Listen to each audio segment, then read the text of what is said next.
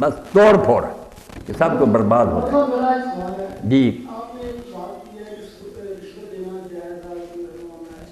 نہیں میں نے نہیں کہا جائز، میں کہتا ہوں وہ رشوت نہیں ہوتی جائز ہے کہ رشوت ہو اور جائز نہیں، وہ میں کہتا ہوں اپنا حق لینے کے لیے یا اپنے سے اس کو رشوت نہیں کہتے۔ بس جب ہم لوگ مزاحمت نہیں کریں گے تو یہ راہیں کھلے گی میرے خیال۔ ایک بات اور ہم کرتے ہیں جب معاشرہ صحیح ہو جائے گا کون کرے گا اس کو؟ دن میں تو میرے خیال باتیں رہی ہیں جہاد کیوں چلتا رہا ہے، یہ ساری زمین کیوں اس کے لیے ٹھیک ہے، بالکل ٹھیک۔ آپ مضطرب ہیں، پریشان ہیں، دیندار لوگوں کا یہی حال ہے۔ جہاد تو جو نا قتال وہ آخری سٹیج ہے نا کہ تلوار اٹھاؤ، پہلے جو ہے نا کوششیں، ہر کوشش کو جہاد کہتے ہیں نا۔ قتال ایک الگ شعبہ، لڑائی یہ جہاد تو مکے سے شروع ہو، بلکہ کلمہ پڑھتے ایک آدمی مجاہد بن جاتا ہے، وہ کوشش شروع کر دیتا ہے، اس کی یہ محنت شروع ہو جاتی ہے کہ میں ان حالات کو بدلوں گا، دین کو لاؤں گا، یہ تو کرنا پڑے گا۔ نہیں کرتے تو مسلمان اصل جرم یہی کر رہے ہیں جس کے نتیجہ میں یہ سب ہو گیا۔ باقی میں نہیں کہہ رہا کہ وہ کوئی نیک کام ہے یا اچھا، ایسے اگر حالات پیدا ہو کوئی نہ دے، کام لوگوں کے ویسے کرے تو ٹھیک ہے۔ میں نے تو صرف یہ بتایا کہ اگر کوئی آدمی حق پر ہے اور وہ صرف پیسے دینے سے اس لیے ڈرتا کہ رشوت ہے، نہیں، دین میں اس کو رشوت نہیں کہتے۔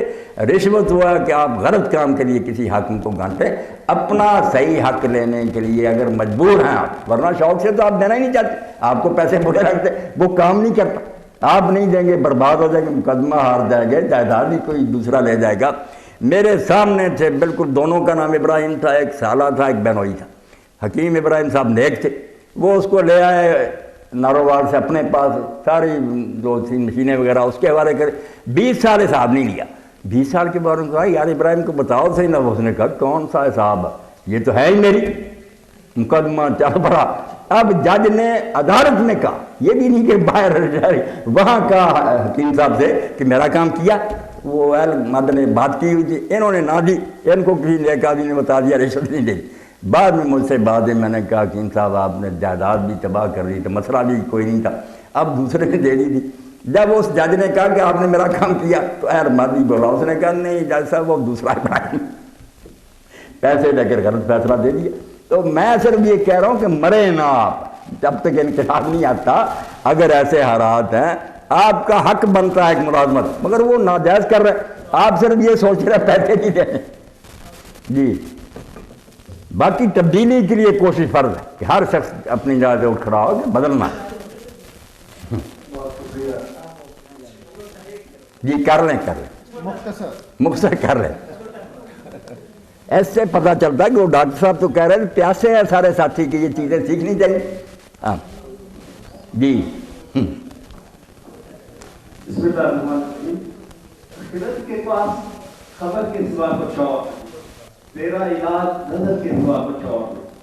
اور اقبال ایک جگہ پر یہ کہہ رہا ہے کہ زمانہ عقل کو سمجھا ہوا ہے مشعل راہ، کسے خبر کے جنوب بھی ایسا دیکھ رہا، جہاں سارا ہے یا جہاں تمام ہے میراث مرد مومن کی، میرے کلام پہ حجت ہے نقطۂ رولا۔ اب یہ سارے عقل کی باتیں ہو رہی ہیں، تو یہ نظر کی بات جو ہے وہ کہاں ہے، اور ہم صاحب جنوب کس کو کہہ رہے ہیں؟ نہیں، علامہ اقبال رحمۃ اللہ علیہ کے ہے نا باتیں، ان میں جو خبر اور نظر ہے نا، یہ وہی بات ہے جس کو آپ یہ عقل کہتے ہیں، ریشنلزم، جس کے پیچھے پڑے ہوئے ہیں کہ یونیورسٹیاں اور کالج، یہ ساری یہ خبر کہ لوگ کہتے ہیں ایسا ہوا ہے، ایسا بگ بینگ ہوا ہوگا، دیکھا کسی نے نہیں۔ دین اگر کوئی بات بتائے کہتے ہیں یہ کس نے دیکھی، یہ کسی نے دھماکہ ہوتے نہیں دیکھا، فرض کر لیا کیسا ہوگا اس پر انداز نہیں میں، یہ خبر ہے۔ اور نظر کیا ہے؟ پیغمبر جو کہتا ہے وہ آنکھوں دیکھی جائے۔ اللہ تعالیٰ سورہ نجم میں کہتا آفا تمارون وما یرا، تم پیغمبر سے ان باتوں میں جھگڑتے ہو جو آنکھوں سے دیکھتا، فرشتے دیکھتا ہے، جنت دوزخ دیکھتا ہے، اس کی دیکھی ہوئی باتوں، تو نظر سے ان کی مراد اور کچھ نہیں، وہی ہے پیغمبر جو کہ بتاتا ہے، وہ سنی سنائی باتیں نہیں، خبر نہیں، نظر دیکھا۔ اب جو اس پر ایمان لے آتا ہے وہاں یہی بات ہے، بتاؤں تجھ کو مسلمان کی زندگی کیا ہے، وہ ہے نہایت اندیشہ اور کمال دین۔ ایک طرف اعلیٰ ترین عقل نبی کو پرکھنے کی، نبی ہے یہ نہیں، یہاں عقل کو استعمال کر رہا، کریکٹر دیکھتا، اس کے معجزے دے، یہاں عقل پورا زور لگا دیتی کہ کسی جھوٹے کو نہ مانے، یہ نہایت اندیشہ ہے۔ مگر جب مان لیتا ہے پھر کمال دین، پھر جنون ہوتا ہے، پھر نہیں قدم قدم پر کہتا کہ یہ کیوں بھائی پیغمبر نے کہہ دیا، جب اطمینان کر لیا کہ یہ گائیڈ درست ہے اب کیوں نہیں چلے، یہ ہے پھر جنون۔ ان دونوں کے بعد پہلے عقل کو استعمال کرنا کہ نبی کو پہچاننے میں غلطی نہ ہو جائے، ہم غلام احمد کو نہ مان لیں، رسول اللہ کو مانیں، اور دوسری طرف جب مان لیا پھر باغ ڈور پیغمبر کے حوالے کر دینی، پھر جنون۔ آپ دیکھتے ہیں فوج کے بارے میں ہم پڑھتے ہیں، کیسا بینکا یہ نظمیں پڑھتے تھے تو آتا تھا کہ ان کو جب جہاز تباہ ہو رہا تھا مگر چونکہ حکم تھا کہ ڈیوٹی دینی، تو کہتے ہیں سپاہی کا کام ہے کہ جو کہہ دیا کیا اس کو ماننا کرنا، یہ نہیں کہ کیوں اور کیوں، یہ ویسے نہیں ہوتا۔ فوج میں آپ بھرتی نہیں ہونا چاہے نہ ہو گئے اب حکم مان۔ یہی بات دین کی ہے کہ پہلے اطمینان کر لیں کہ دین سچا، رسول صحیح ہے، بعد میں پھر جو کچھ وہ کہے گا کمال جنون ہوگا، اس کو وہ جنون کہتے ہیں، ورنہ کو پاگل ہو جانے کو نہیں کہتے۔ یہ فدویت جو ہے رسول اللہ کے پیچھے دیوانہ ہو کر پھر لگے رہنا، یہ دین نہایت کی۔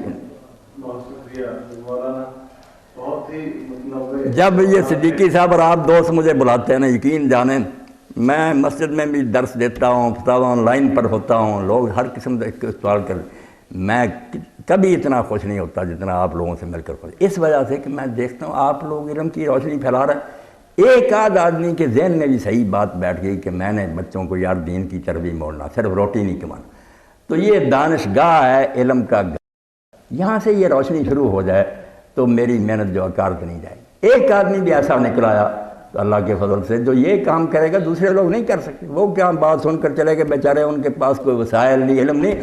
آپ تو ماشاءاللہ بہت پڑھے لکھے لوگ ہیں، ہر چیز کو سمجھتے ہیں، آپ میں سے ایک کے ذہن میں بھی یہ بات بیٹھ گئی نا، تو یہ صدیقی صاحب اور میرے احباب جو یہ انتظام کرتے ہیں اس کو کوئی نہ کہیں آپ برا یا غلط ہے، یہ بھی ہے تھوڑی سی جو روشنی ہے بجھ جائے گی تو کیا ہوگا، یونیورسٹی پھر بہت ترقی کر جائے گی، کچھ نہیں جی۔ بہت شکریہ مولانا، بہت عمدہ سوالات تھے اور جوابات بھی بہت عمدہ۔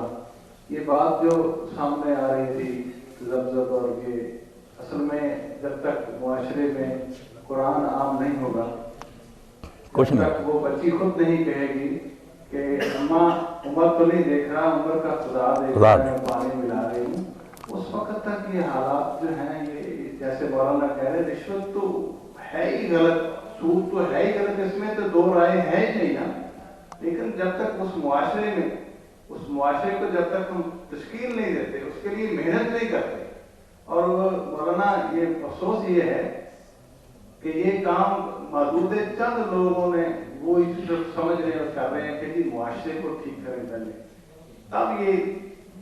تب یہ برائیاں ختم ہوں گی۔ تو یہ قرآن کی روشنی اس کا منبع ہے، جب تک قرآن کو اپنی زندگیوں میں اور اپنے معاشرے میں نہیں لائیں گے، نہ رشوت ختم ہو سکتی ہے، نہ سود ختم ہو سکتا ہے۔ اس کے لیے پھر واقعی جیسے مولانا فرما رہے تھے راہیں ڈھونڈنی پڑے گی، کیونکہ رہنا ہے نا آپ نے یہاں پہ، تو اللہ تعالیٰ ہمیں توفیق عطا فرمائے۔ حضرت مولانا آپ کا بہت شکریہ، آپ وقت دیتے ہیں ہمیں اور آپ تشریف لاتے ہیں اس جامعہ میں، ہمارے دل بھی بڑے خوش ہو جاتے ہیں۔ اللہ تعالیٰ آپ کو اجر عظیم سے نوازے اور ہمیں عمل کی توفیق عطا فرمائے، دعا فرمائیں۔ میں دعا کرتا ہوں اور آخر میں علامہ اقبال کا ایک شعر پڑھ دیتا ہوں، میری یہ آرزو ہے اور میں دل سے دعا کہ یہ شمع بجھ نہ جائے، کئی ہیلوں بانوں سے نا یہ سلسلہ نہ ختم ہو جائے۔ یہ ڈاکٹر صاحبان کو اللہ یہ توفیق دیے رکھے کہ یہ مہینہ کے بعد کسی نہ کسی کو بلاتے رہیں جو ان کے بس میں وہ کریں۔ ہاں، گر تمی خواہی مسلمان زیستن نیست ممکن جز با قرآن زیستن، اگر مومن جینا چاہتے ہو تو قرآن کے بغیر تو بات نہیں بنے، خود پڑھو یا پڑھنے والوں سے سنو، ورنہ پھر بالکل اندھیرا ہی چھا جائے گا نا اندر باہر۔ الحمدللہ رب العالمین والصلاة والسلام علی رسولہ الکریم سیدنا و نبینا و مولانا محمد وآلہ و اصحابہ اجمعین۔ اللہم وفقنا لما تحب و ترضى وجعل آخرتنا خیرا من الأولى۔ اللہم استعملنا بسنت نبیک وتوفنا علی ملتہ وعائذنا من مضلات الفتن۔ اللہم مقلب القلوب ثبت قلوبنا علی دینک۔ اللہم مصرف القلوب صرف قلوبنا الی طاعتک۔ ربنا لا تزغ قلوبنا بعد اذ ہدیتنا وہب لنا من لدنک رحمۃ انک انت الوہاب۔ ربنا افرغ علینا صبرا وثبت اقدامنا وانصرنا علی القوم الکافرین۔ ربنا لا تجعلنا فتنة للقوم الظالمین ونجنا برحمتک من القوم الکافرین۔ وصلی اللہ تعالی علی عبد اللہ ورسولہ خاتم النبیین سیدنا محمد وآلہ واصحابہ اجمعین، آمین یا رب العالمین۔ خیر سے رکھے علم و عمل میں بیٹا برکت دے آپ کے اللہ